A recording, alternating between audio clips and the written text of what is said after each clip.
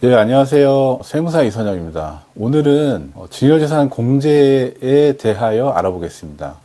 첫 번째로 직계 좀비 속간의 증여재산 공제입니다. 성인은 5천만 원이고요. 미성년자는 2천만 원까지는 증여세가 없습니다. 자, 그런데 우리 아버지 5천만 원, 어머니 5천만 원 이렇게 각각 따로 공제되시는 게 아닙니다. 계모의 부모는 직계 존비속에 해당하지는 않습니다. 직계 존속은 아버지, 어머니, 할아버지, 할머니 이렇게 직계 존속에 그룹별로 10년간 합산해서 총 5천만 원 공제입니다. 그리고 미성년 기준은 만 19세입니다. 만 19세 미만인 자는 혼인을 하였더라도 미성년자입니다.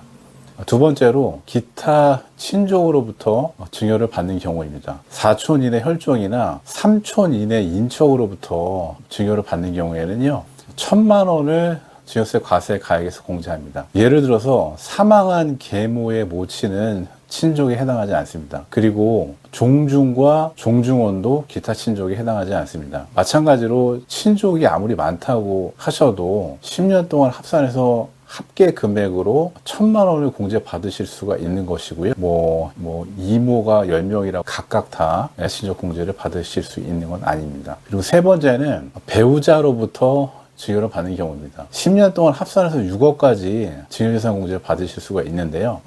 포인트는 사실혼 배우자의 경우에는 증여재산 공제가 적용되지 않습니다. 그리고 마지막으로 혼인과 출산에 대한 증여재산 공제입니다. 2024년도에 제도가 처음 신설이 되었고요. 2024년 1월 1일 이후에 증여받는 분부터 적용을 받으실 수 있습니다. 직계 존속으로부터 혼인신고일 전후 2년 이내에 증여받는 경우에는 추가로 1억 원을 공제받으실 수 있습니다. 혼인신고일 전후 2년 이내이기 때문에 미리 혼인공제를 받으시고 2년 이내에 혼인신고를 하실 수도 있습니다. 혼인공제는 초혼이나 재혼 여부와는 무관하시고요. 결혼식을 올린 날짜와도 무관합니다. 제일 중요한 거는 혼인 신고를 하셔야 됩니다. 미혼인 상태에서 출산하시거나 입양을 하시더라도 출산 증여 공제를 받으실 수 있습니다. 채무자가 채무 면제로 얻은 증여 이익은 혼인 출산 증여 재산 공제가 적용되는 증여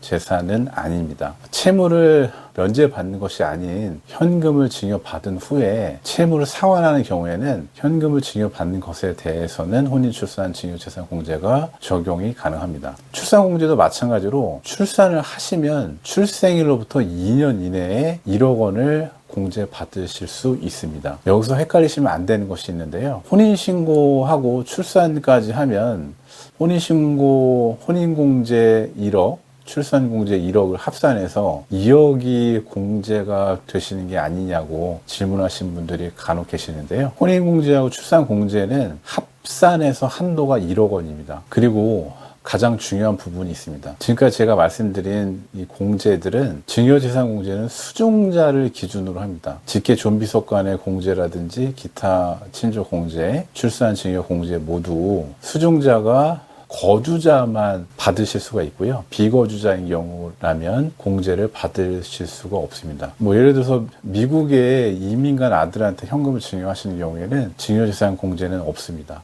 거주자와 비거주자의 구분은 국적으로 결정되시는 것은 아니고요. 거주자는 국내에 주소를 두거나 183일 이상 거소를 둔 개인을 말합니다. 비거주자는 거주자가 아닌 자를 말합니다. 주소는 국내에 생계를 같이 하는 가족과 또 국내에 소재하는 자산의 유무 등 생활관계 등의 객관적인 사실관계에 따라서 거주자로 볼 수도 있고 비거주자로 볼 수도 있습니다. 국외에 거주 또는 근무하는 자가 외국 국적을 갖고 있거나 외국의 영주권을 얻은 자로서 국내 생계를 같이 하는 가족이 없고 그 직업이나 재산 상태에 비추어서 다시 입국해서 국내에 거주하리라고 인정되지 아니한 때는 국내에 주소가 없는 것으로 봅니다. 외국을 항행하는 선박 항공기 승무원의 경우에는 그 승무원과 생계를 같이 하는 가족이 거주하는 장소 또는 그 승무원이 통상적으로 체재하는 장소가 국내에 있는 때에는 그 해당 승무원의 주소는 국내에 있는 것으로 보고 그 장소가 국외에 있는 때는 해당 승무원의 주소는 국외에 있는 것으로 봅니다. 오늘은 여기까지입니다.